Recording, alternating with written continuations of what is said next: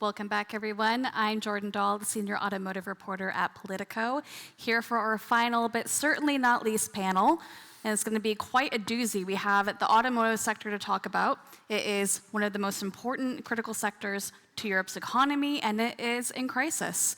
That has implications on employment, on the economies of the EU's two biggest member states, and on their politicians. We have a lot of policy discussions to talk about, so let's get into it. Today we have Julia Polaskanova, Senior Director at Transport and Environment, and Jean-André Barbosa, Head of Government Affairs at French automaker Renault. But first I want to turn to you guys. Show of hands, how many of you own a car? Okay, about half. Keep your hands raised if that car is an electric vehicle. Is there a single one? Well, I can raise my hand. There we go. Okay, we have one in the entire room. So, Jean, what does that tell you about the state of the industry? Well, I'm not totally sure that professional statisticians would say that the sample was totally representative. However, what I can tell you is that in the EU, well, let's take France. 84% of the households own a car. In the EU, 70% of the passenger kilometers per year that are made are done in a car. And let's say 578 out of 1,000 inhabitants in the EU own a car. Sorry, there are 578 cars for 1,000 inhabitants in the EU. All this actually reflects the fact that the car is part of our lives, and that it's really a part which is here to stay. The percentage has not changed. I think from the up to 10, 15 years, it's around 70% of the passenger kilometers are by car. It went a little bit up after the COVID, but now it's again at 70%. But it just means that we have to consider, in my opinion, in the future of the mobility, that the car has a place in our society, and that is not that obvious or evident that it's going to disappear so quickly. Julia, what does that tell you, that you are the sole electric vehicle driver in this entire room? Well, I think it's quite important that half of the room don't even own a car, so it's quite important. So indeed, we can talk about the sample. Look, I think we do need to look at the data, right? And I'm sorry we're not representative here in the room, but there are statisticians who look at the data. And the data shows that globally, electric vehicles are on the rise. 1 in 5 cars sold last year globally was a battery electric vehicle. And we often talk about China, it's a well-covered story. I don't talk about China, but if you look at places like Thailand, Vietnam, Indonesia, Turkey, they actually have a higher sales share of electric vehicles than in Europe. In Europe, they also grew last year, despite of what we heard endlessly in 2024. The EV sales grew to around 19%. So it is growing. It's growing. And I think what is super interesting is actually last year, I call it the year when the European car industry got the electric mojo back. We had fantastic affordable models come into the market. We had sales going up, especially in the small affordable segment. And as a result, the average price of an electric vehicle went down 4%. And what is really interesting, and why so many probably people here in the room don't own a car, is because they look at the price tag and I think it's too expensive. And this is exactly where we need more action. We just started bringing those affordable models. We need scaled manufacturing, vertical integration to bring that affordability. And as we started, we're pouring the cold water on everything by changing the targets, especially the 2030 target. Jean, I want to go to you about this, the CO2 targets and the Commission's initiative for small cars. They think that having an electric small car is going to solve part of the affordability crisis that Julia is talking about. In your mind, is that the solution to the problem? For sure, it's part of the solution. In Renault Group, we are very much for electrification. I think that Julia was in particular mentioning models like the R5 or the R4, which went live, let's say, last year, and the R5 is proving to be an enormous success, and it's produced in France. I think that Renault Group is doing the job. This is what we have been saying continuously over the last years. We started with Megane, with Scenic, now R5, R4, Twingo is coming, a new Dacia model is coming as well this year. to make it more affordable. Today, we have an issue on the segments A and B, as was mentioned by Julia. And we believe that here the main issue is the price. Because affordability is today the key to massification, and we need to make sure actually that we are able to bring to the European market affordable EVs. I mean, I think no one has a doubt that on the small segments, it will be electric. There is no doubt on this. We can then maybe discuss on the upper segments, but on the smaller segments, it's electric. So I think no one is saying no. Now, I am not as optimistic as Julia on the fact that targets create markets. I think last year our figures is 17.4 and not 19. 19 is actually, I think, up to February. And actually, it proves that although the penetration of EVs is coming quite quickly, it is not going as quickly as the legislator wants it to be. So part of that 19% if we're counting up to February, 17.4% if we're looking at last year, is including hybrids. And ASEA came out. No, it's battery electric, just to be quite clear. Ah, battery the electric. 19% at least for the ASEA data that came out yesterday. Okay. It does include both. And one of the numbers that really stood out to me is it breaks down by manufacturer. And for those who don't know, ASEA is the EU's car lobby, and they come out with monthly sales figures. And the latest were released this morning. And BYD grew nearly 175% year over year. That's pretty astounding, but that is majority driven by hybrids because we have the made in China EV duties. Is that something that the Commission should be looking at and trying to curb, of the Chinese circumventing the EV duties in favor of hybrids? Is that something that we need to be addressing in any way? So maybe just to say, I do agree that not including plug-in hybrids in the original investigation, not covering them as part of the duties was indeed a mistake. You know, it's a loophole that's there. But I think it turns that debate on demand upside down. So because we've recently seen a lot of announcements by carmaker CEOs underwriting some of the EV investments and all saying the same thing. It's because there is no demand. Well, actually, demand is there.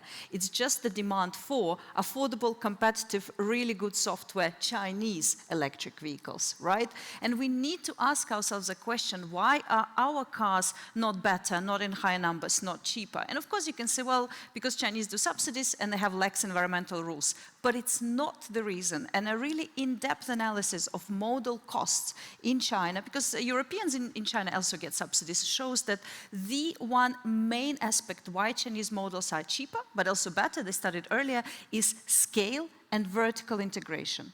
What does it tell us? It tells us that we can actually still compete. We can, but only if we ramp up and accelerate. And I think this is what we're ultimately discussing. I agree that on their own, car CO2 standards do not solve every problem, but they create exactly the push necessary for car makers to take it seriously. They're not the problem.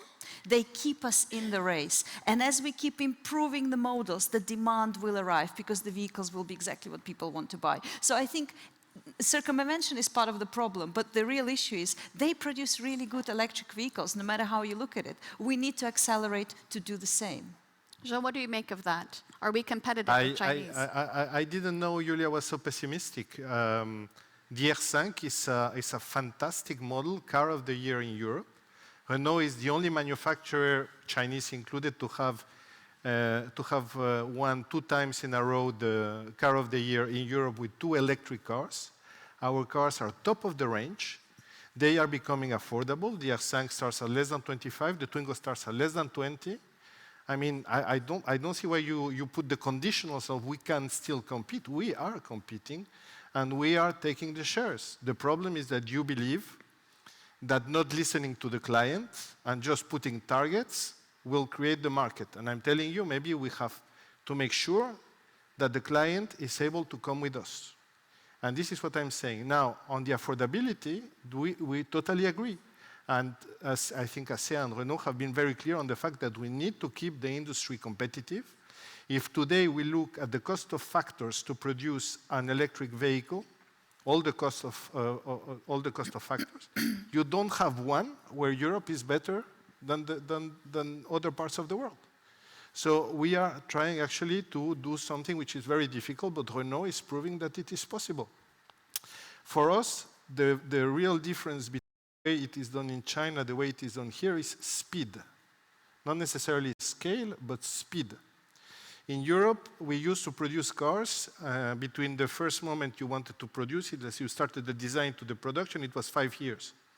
Twingo was developed actually using the techniques that are used in China. This is why we set up a group of engineers in China who was there actually to understand and learn.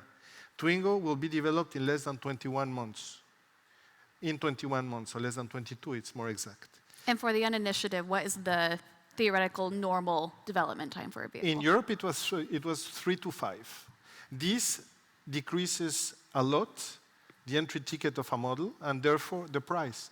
And today, with the possible bonuses, we could have the Twingo at a level which is very close to the one we believe is the threshold that we have to get to, which is 15,000. So we are doing it. It's just a matter that not everything can be done as quickly as we would all want or expect. Can I just pick up on this, Yes, on go Renault ahead. 5? So I actually agree, it's a very popular car, it's doing really well in Uccle where I live. I still didn't manage to sell it to you, by the way. Exactly. Unfortunately, I have a car from your competitor, but my leasing contract is soon up for a change. But in Uccle where I live, they're Deals everywhere. being This, made on the stage, fun, people. yellow cars. But what is it's? I think it proves my point. So you brought this car to coincide with 2025 CO2 standards, and it's actually a big helper to the Renault brand to achieve the target. It came at the time, the standards in a way pushed the investments at the time that they did. If they were not there, and we see this in data all the time, in 2020, when we had the first meaningful CO2 target, EV share in Europe, for the first time ever, overtook China. Then for a few years, China went well ahead, we had no change in targets, and now, because of last year's push, because of the 2025 target, we again actually caught up a little bit, an analysis we're publishing tomorrow, where you can see that now we're just 3 years actually behind China on EVs. We're catching up thanks to the regulation. But I want to, we can talk about EVs a lot. I think on EVs we have the industry, we can catch up, we just need to keep the momentum, and they're really worried about the 2030 target being relaxed. Where we have a much bigger problem is actually within the value chain on batteries. That's where we're really, and that's I think is something we have to discuss on Automotive panel, but I'm sure you want to. Each of these topics could honestly be their own panel, but I want to shift gears a little bit to the Industrial Accelerator Act. Jean, on the eve before it was published by the Commission, you wrote a paper in which you called out something called the guillotine effect. I knew you would love it, actually. You mentioned it in your Yeah, I mean, it was for you. It was for me? Yes. I don't know, Jean. We get a little terrified when the French start talking about the guillotine. So what did you mean by that? What is this guillotine effect? Actually, there is a linkage which exists between the IAA and the CO2 regulation. And it was understood, of course, by the Commission because the whole, let's say, the different texts were presented as a package. Today, we're losing sight of this package because as the normal process of co-legislation goes, actually it's going into different commissions at different speeds, in different times, and we're losing sight of it. But to make it very, very schematic, but it's absolutely the thing.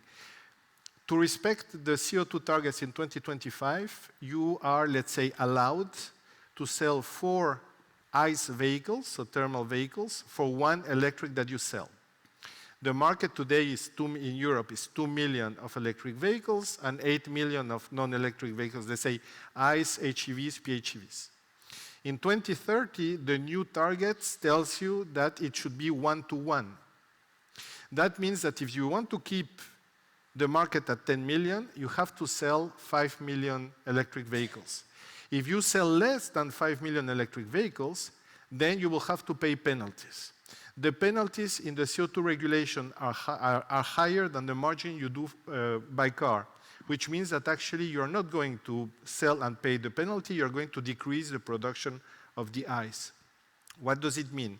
If the market doesn't go from 2 million to 5 million, but to 4 million, let's say, then in that case, your total market can only be 8 million. You have lost 2 million.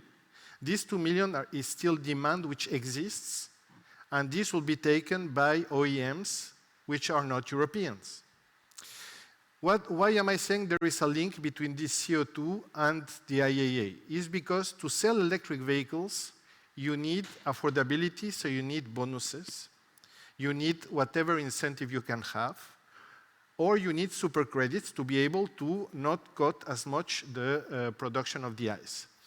If you link these to very complex and stringent constraints on made in Europe, which is in the IAA today a complex text that we're still analyzing, then the risk is that you are only constraining the European manufacturers on their sale of electric vehicles, so 20% of the market, 30, 35 tomorrow, and you're going to leave open a space of vehicles that you will not produce in Europe with European content on the ICE side, and that will be taken from abroad.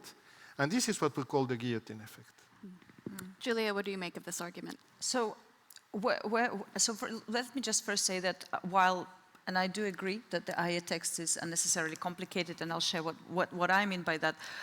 I think we do need to acknowledge that for the first time, after so many years of local content rules being a swear word in Brussels and not allowed, we actually do have a step change in our industrial policy. We have something on the table that creates local content requirements for batteries. So the way we read the text today, around 60% of the electric vehicle market, those vehicles for the corporate channel, would have to have, first of all, a battery made in Europe, not FTA, once law comes into effect, so maybe 2028, and then increasingly the components as well after 2030, like cathodes. That's a great start. Now, more broadly speaking, I think there are indeed a lot of complexities there that make it unnecessarily more expensive for car makers without bringing strategic value. What do I mean by that? Batteries is critical infrastructure. We must be able to produce it here in Europe. It's not just about transport. It's grids, it's defense, it's just the technology we need. Yes, it will be more expensive in the interim to get there with local content requirements, but then we achieve scale and costs will come down. However, where we should not be spending this limited political capacity and capital we have is on non-strategic stuff. Seats, wheels, seat belts. At the moment, the IA is full of stuff, of localization, of everything which is not strategic. And I think we shouldn't be doing that. Why are we doing this? Is it just pure protectionism? Or is it actually the law against supply chain weaponization? I hope it's the latter. So then let's focus on it. Everything will be hard. But let's focus on stuff we really need and therefore ease some of that burden for unnecessary components. I would love it if you can speak about the simplification I'm just surprised Julia is saying that a big part of the 13 million jobs in the EU, which are on the traditional supply value chain, are not strategic for the EU. They are. And Renault Group has mentioned since the beginning that we're in favor of local content rules. Actually, we decided to put all our electrification value chain in Europe, and in France in particular. Now, the question is, if we want to be able to give a future to the suppliers and allow them to go through the transformation, and this means battery but also non-battery, then that means that what we have to ensure is the volume of orders that they get. We need to ensure that they have the order book full. This is what matters, is the volume of orders. What we need to make sure is that the IAA, therefore, is ensuring this without penalizing the OEMs in their competitiveness and their production. But we're fully in solidarity with all the suppliers which are having a very tough time with the competition which is coming from abroad. Let it be on the new value chains like battery, but also on all the traditional value chains. Let's still not forget, Julia, that the market which is not BEV, it's still 80% of the market. And on the 20% which is today an electric vehicle, 40% is a battery, but all the rest is non-battery. And here is where you have the jobs in the EU, and for me the jobs in the EU is strategic. So first of all, I indeed know and agree that today the biggest value in all of these components is already local. So that's indeed the question, do we actually see that there is a risk of China taking over our seatbelt industry? I don't think so. But another point you said is quite interesting. So of course in the electric vehicle, it's the battery. That's what we need to get. We need local content rules. But for other components, the 80% of the market is elsewhere. So why are we putting these requirements only on EVs? Therefore making the thing so much more complicated and cost increases. If we are to create indeed a protected market for suppliers, it should be for all vehicle market, not just for the 20%. We agree. It doesn't help anybody. Actually, if you read the papers that we have proposed since the beginning, what we believe is that if you want to really get an umbrella protection on the supplier's value chain, what you need to do is to do it on all the sales of an OEM in Europe. So you have to give the label, not car by car, but to the whole OEM. That would ensure that a percentage which is high of its purchases of components during the year is European, therefore ensuring the volume and giving the flexibility to the OEM to be able to also adjust value chains which today are quite international. And as you know, as industrial cycles are quite long, 5 to 7 years, most of the supplies have already been planned for the years to come. So what you are asking today, if it is not well calibrated, might actually disrupt already the value chains and the strategies which are already in place. So what we are calling for is just to make sure we align the strategies and the competitiveness of everybody, because at the end of the day, if the OEMs do not sell cars, then we do not need a value chain in Europe. All I will say is, if we go after everything, we get nothing. I think prioritization is really lacking. For me, 13 million jobs is priority. I want to move on to a different topic. Ford is using Renault's platform to build EVs. And you guys also have a partnership with Leapmotor, which is a very prominent Chinese EV company that's making a lot of ground. And with this conversation around batteries and these other components that we don't really produce in Europe, is there a risk that Europe's cars are going to be Chinese with a European brand on top in the future? I would not say that we do not produce in Europe. We have 2 gigafactories just side by side with our plants producing electric vehicles in the north of France. And electricity in the north of France is probably the biggest cluster of electric vehicle in Europe. So I cannot say that we are not producing in Europe all the components. Now, the problem is, again, that, and I will repeat it because this should be a mantra, targets do not create markets. You might remember 2 years ago or 3 years ago, we were discussing the rules of origin in the TCA, UK, EU after the Brexit. And the risk was that the EU OEMs would have to pay 10% duty in their exports to the UK, which is the first export market of the EU, because there was not European cathode active materials CAM in Europe. At the time, we were able to show, it was very difficult for the Commission really to acknowledge that, but at the end we managed to show that indeed we do not have the capabilities in Europe. And the Commission decided to extend, together with the UK authorities, to extend the delay by 3 years to 2027. And they said, we don't want you to come in 2027 again telling us that you do not have European cathode active materials, so we will put a lock-in in this agreement until 2032 so that we're sure that the market will develop. Guess what? We are in 2026, and now we understand that we will not have the cathode active materials, and we are risking the 10% duties on the cars in 2027. So the only thing I'm saying here is don't try to oppose the OEMs or the industry to the regulator. We have to make in a way that they work together, because if they work together, we can achieve the optimum path.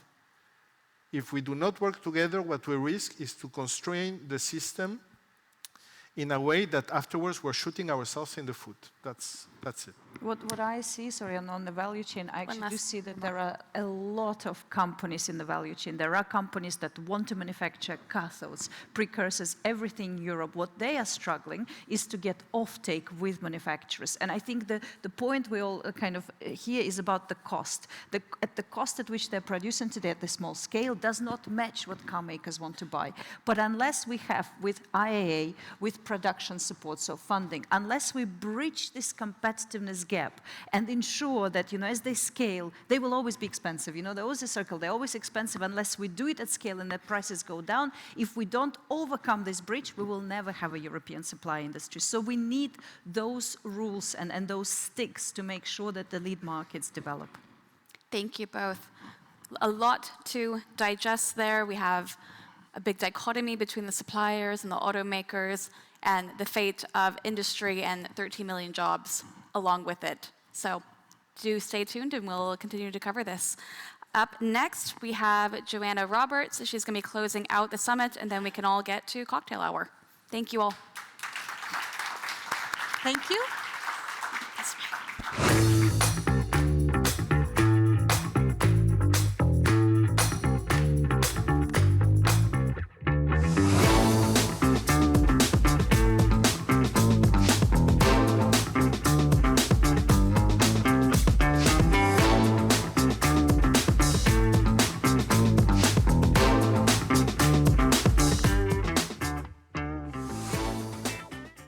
Thank you, Jordan, and thank you to everyone who's participated today here in the room at Politico's Competitive Europe Summit and online. It's been quite a whistle-stop tour of competitiveness in various sectors, and we learned a few things along the way. We've heard some European commissioners double down on some of their flagship policies, and Andrius Kubilius insisted on the need to prioritize European companies in defense procurement and reduce dependence on the US. Dan Jorgensen insisted that there's no way back to Russian energy, and also revealing that his favorite tree was birch. We heard a call for the EU to develop a common economic policy to reduce competition within the single market, and calls to fix the fragmented enforcement of the EU's tech rules before trying to simplify them, and maybe we should look at a single digital regulator to oversee this. And finally, we also heard that the European Parliament's likely to approve their version of the US-EU trade deal on Thursday, which our reporters, of course, will continue to follow closely. So, before we get to cocktail hour, I just want to thank our partners for making this summit possible, our leading partners, FPA and Roland Berger, and our presenting partner, Google. Don't forget to do share your thoughts with us on platforms like X, Blue Sky, LinkedIn, and others with the hashtag Politico Competitive Summit. For those on site, we're now delighted to welcome you to a happy hour reception in the networking area. And for those online, thank you for watching. Good night.